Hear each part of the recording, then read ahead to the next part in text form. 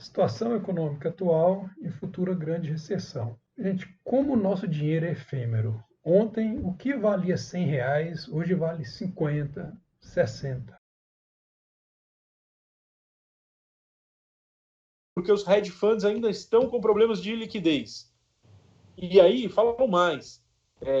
Os MBS, né, que são os Mortgage-Backed Securities, que são as hipotecas lá fora, que normalmente são alavancadas, estão com problema de liquidez.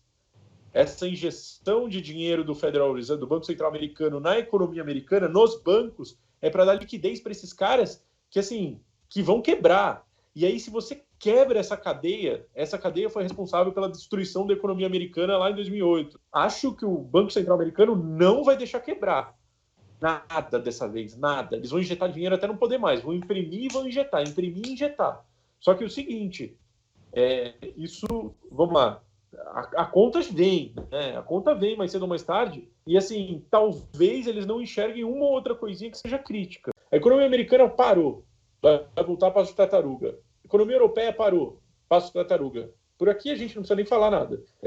Então, a velocidade para vamos dizer, para você ter uma demanda forte de petróleo de novo, eu acho que demora, sabe? Eu acho que tem um delay aí. Tem um delay importante para esse petróleo voltar a subir. Se você olhar hoje o que está acontecendo no Brasil, a gente vai ter uma contração brutal no PIB de 4%. A gente mal saiu naquele episódio de depressão que a gente passou em 2015. Estávamos se recuperando uma velocidade bastante modesta, 1% de crescimento de PIB no ano a ano, nesses últimos 3 anos, né? Tinha-se uma perspectiva desse ano o Brasil crescer 2,5%. Agora estamos com uma contração de 4% por conta dessa paralisação geral, né, no mundo e no Brasil. E fora isso, a nossa inflação para esse ano é uma inflação na casa de 1%. E a nossa perspectiva para o ano que vem é que essa inflação continue muito baixa, uma inflação que deve ser muito próxima ao redor de 2% em 2021. Então a gente não vê cenário do Banco Central subir juros. A gente acha, inclusive, que tem espaço para cortar pelo menos mais 100 pontos básicos da taxa de juros. Agora, principalmente a nível de BNDES, eu temo um pouco pela agilidade do que a máquina vai conseguir entregar nesse pico de crise. Eu acho que alguma coisa pode aparecer mais ali na frente, mas a história e excessiva judicialização brasileira não me faz crer que o BNDES vai se mexer no tempo que o mundo financeiro necessita, ou que a média empresa necessita, ou mesmo que o setor real ou o mercado de capitais necessite. Estudos dos bancos dos Estados Unidos avaliam que cada semana parada equivale a uma queda de 0,5% no PIB lá dos Estados Unidos. 2 meses seriam, então, uma queda de 4% do PIB. Isso é uma brutalidade. No Brasil não será diferente. Aqui o IBGE não solta os dados, né? Mas com uma queda de 5% no PIB, serão mais de 5, chegando até 10 milhões de desempregados, porque tudo isso está entrelaçado. Não entrando na questão humanitária e de resgate do setor privado, que eu acho que tem que ser feito. Mas o fato é que a gente vai se endividar mais, né, agora no presente, e vai ter que ter uma conversa sobre isso no futuro. E não é um futuro longínquo, é um futuro que está logo ali no ano que vem. Qual é a minha preocupação? Que não haja um entendimento, que a sociedade ela não consiga criar um ambiente de conversa para fazer os ajustes que vão ser necessários. A gente vai precisar aumentar a carga tributária, a gente não tem de onde cortar mais o gasto discricionário. Vão ser tempos muito difíceis. A gente já está vivendo um tempo hoje muito difícil, a gente nos últimos anos também viveu tempos difíceis, e a gente vai prometer para as pessoas que elas vão viver tempos mais difíceis ainda.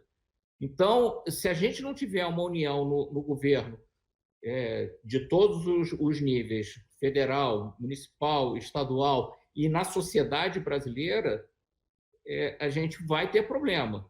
O próprio mercado não penaliza esse tipo de gasto se for one-off, quer dizer, se for uma vez só.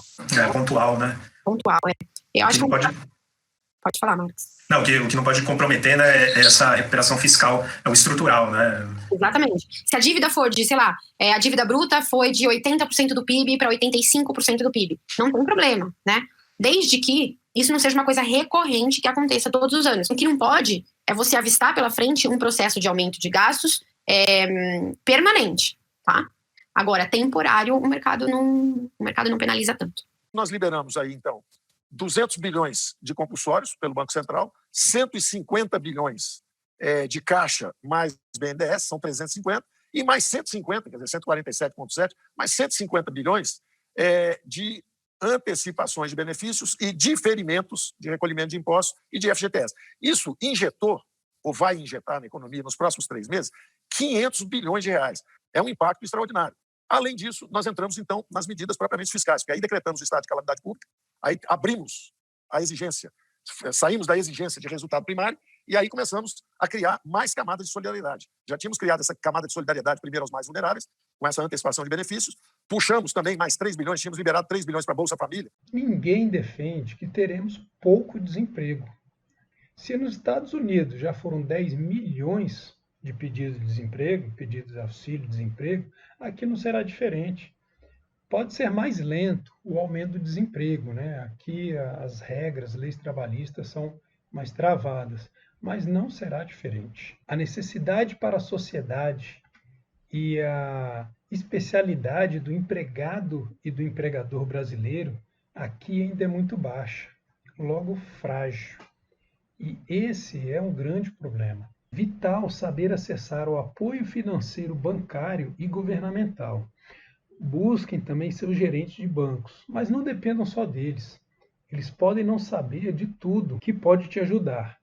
Busquem seus sindicatos, entidades de classe, conselhos regionais e federais para auxílio, né?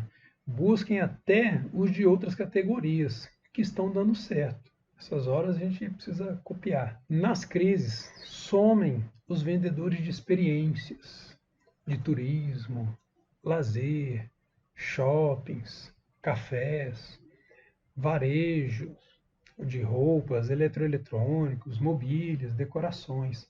Ficam só os de vender o básico. Por que não podemos viver bem próximo disso e nos estruturar financeiramente primeiro, ter reservas financeiras e renda passiva de investimentos?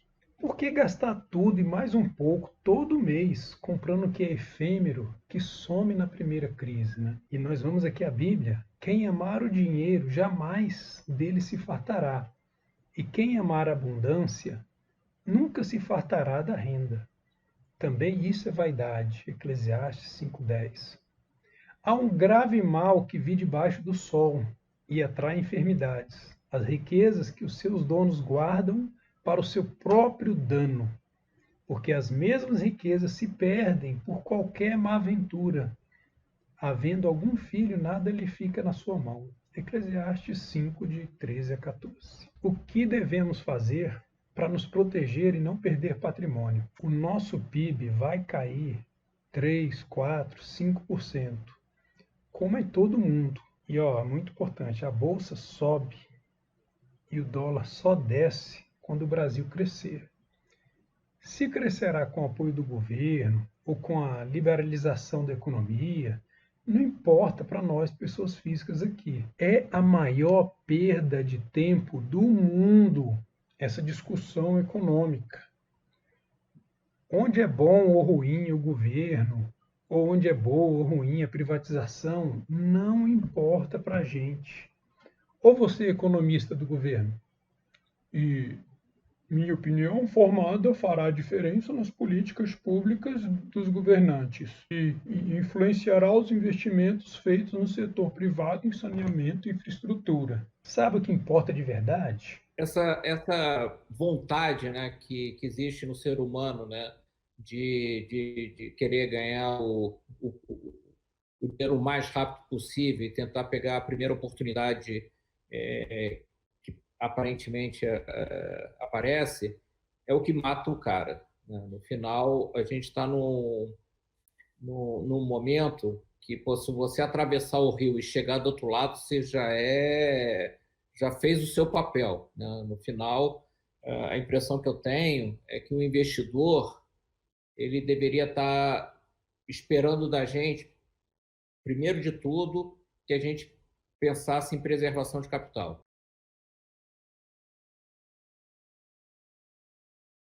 Há uma certeza da recessão presente, cujos números aparecerão no futuro, mas ela já é presente. Tudo perdeu 30% de valor nesse cenário. Se mantiver o mesmo custo, estará pagando 30% mais caro que antes. Fazer sobrar dinheiro, diminuindo o custo de vida. Esse é o ponto. Quando eu falava isso antes dessa crise, eu me sentia um Einstein falando sobre teoria da relatividade em 1930. Eu nunca achei que isso fosse acontecer, mas está muito fácil agora de eu explicar. E é possível reduzir e muito gastos com shoppings, roupas, restaurantes, lazer, viagens, hobbies e pets. Reduzam ao máximo, pelo menos 30%. Reduzam também o custo com parcelamento. Há várias formas, direta ou intermediada pelos bancões, né, para ter carência de 2, 3, 6 meses aí aos financiamentos e empréstimos. A própria entrevista do Paulo Guedes, no link aqui abaixo, mostra, né, as parcelas de casa, carro, consignado, empréstimos em geral. Né, se dedique a isso, que você consegue aí ter um espaço no orçamento. Reduza também o custo com moradia. Agora é hora de renegociar seu aluguel, pelo menos uns 30%. Né? Se a situação piorar, ou já piorou para ti, né? Dê uns 2 passos atrás. Sinceramente, agora é o momento. Mude para um local menor. Se você é solteiro, divida o aluguel. Eu não sei, mas se mexa e rápido. Alimentação. Diminua também, simplifique a alimentação, mas aumente a qualidade, né? Vegetais mais veganos, animais mais caipiras, né?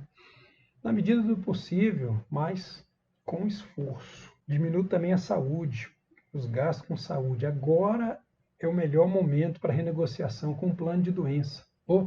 Plano de saúde, né? Será uma briga forte, mas nós temos agora milhões de pessoas demitidas que perderam automaticamente seus planos de saúde. Logo, agora é a hora de pedir aquele desconto de 30% e aumentem a atenção com o gasto e com saúde preventiva. Né? As empresas que menos caíram na bolsa foram as de medicamentos. Elas têm seus clientes cativos, literalmente cativos e presos. Logo invistam na sua saúde. Sai muito mais barato. E, gente, reservas. Vocês não imaginam a sensação boa no meio dessa tempestade, quando você tem reservas que te sustentarão por ainda muitos e muitos anos. Logo, façam reservas. Aposentados, façam reservas. Servidores públicos, façam reservas. Assalariados ainda não demitidos, façam muitas reservas. E aí nós temos em Provérbios 6, de 6 a 8, sabedoria de Salomão, dizendo: observe a formiga, preguiçoso. Reflita nos caminhos dela e seja sábio. Ela não tem nem chefe, nem supervisor, nem governante. E ainda assim armazena as suas provisões no verão e na época da colheita junto ao seu alimento. A gente precisa ficar atento no seguinte: indicadores. Dívida PIB, ele é dado pelo IBGE. Ele vai subir rápido, mas tem que cair rápido também depois da pandemia. Então, se estiver caindo, ótimo. E olha, muito importante isso aqui. Esqueça a nova crise fiscal por causa da pandemia, que vai ser vendida e muito cara pela imprensa. A imprensa vive de crises, então não caia nessa. Se estiver caindo o indicador dívida PIB, beleza. Outra coisa que fique de olho vivo, política. A gente tem que haver aprovação dos ajustes fiscais fortes depois da crise. Tem que ter ajuste fiscal forte. Número 1, queda de gasto do governo. tem que cair em número 2, a queda de isenção de impostos, empresas e para o povão mesmo em geral, que agora cresceu bastante. E 3, as reformas administrativa, tributária e do Pacto Federativo. A política vai nos dar esses sinais. Se esses 3 pontos não acontecerem, suas provisões serão muito, mas muito valiosas. Se prepare. Qual a postura emocional e espiritual para enfrentar essa grande crise financeira? De acreditar no governador A, B ou C, no presidente da República, em quem quer que seja, mas que a gente se una e que a gente, de fato, possa ajudar quem precisa. São aproximadamente 70 milhões de brasileiros que são autônomos e são informais no Brasil. Essas pessoas já não estão recebendo dinheiro, elas já não estão comendo em alguns casos, e apesar do governo construir uma força-tarefa que vai ajudá-las, é super importante que a gente possa se mobilizar nessa direção. Então, eu acredito muito num esforço onde cada cidadão possa adotar alguém que precise. Assim, naturalmente, não só o cidadão que não consegue comer, mas a gente tem pequenos empresários, que é fundamental que a gente consiga ajudá-los. Olha, esse vídeo acima para mim foi ótimo, né? Ajudem o próximo. Não é momento de individualismo. E uma outra ação prática aqui, ó, doem sangue, mantenham seus compromissos financeiros com os pequenos empreendedores. Aliás, priorizem esses pequenos, na medida do possível, né? Os grandes não vão quebrar, mas os pequenos precisarão muito de um apoio especial nesse momento. José também viveu uma quarentena, só que a quarentena de José doeu muito mais do que a nossa. Porque a nossa quarentena é questão de mudar a mente, é questão de saber se adaptar. É questão de saber montar uma boa agenda em casa, horários bem arrumadinhos, né? É questão de saber tirar o melhor proveito dessa situação, que era característica do nosso patriarca José. José tinha uma característica que ele sabia em cada lugar, em cada circunstância, em cada momento, ele tirava o melhor daquilo. Ele conseguia vencer e reconstruir para melhor. Olha, José lá no Egito, foram 7 anos de abundância que geraram muitas reservas para Faraó para aguentar 7 anos de fome. Mas o povo não ajuntou e após 3 anos de seca, tiveram que vender tudo, gado, terras, para sobreviverem. E olha só, um paralelo com hoje, o governo não aguenta máximo 2 anos. Depois virão juros altos, impostos altos e o famoso salve-se quem puder. Eu estou te chamando a atenção aqui para abrir seus olhos, pois chegaram os 7 anos de muita seca. E é muito rápido. Hoje, diferente daquela época, o mundo é muito mais rápido. Ainda circula dinheiro na economia. Logo, ajunte ao máximo tudo o que puder, pois em 1 a 2 anos vai cair a ficha que o governo não tem mais como ajudar a economia. E nessa hora é que as reservas farão a diferença entre os que terão mantimentos e os que venderão seus bens, empresas quebradas, imóveis a preço de pão. E aí eu te deixo uma pergunta. Você estará em qual grupo? No que venderá ou o que comprará bens, empresas a preço de pão? Nas crises é que surgem as oportunidades, mas no final das crises, não no meio ou no início onde nós estamos agora. Ninguém sabe em que fase estamos, mas não está no final. A certeza é que não está no final. Só quem sobrevive e passa bem aproveita as galinhas mortas. E eu termino deixando para ti Salmos 37, 25. Fui moço e agora sou velho, mas nunca vi desamparado o justo, nem a sua descendência a mendigar o pão. Grande abraço.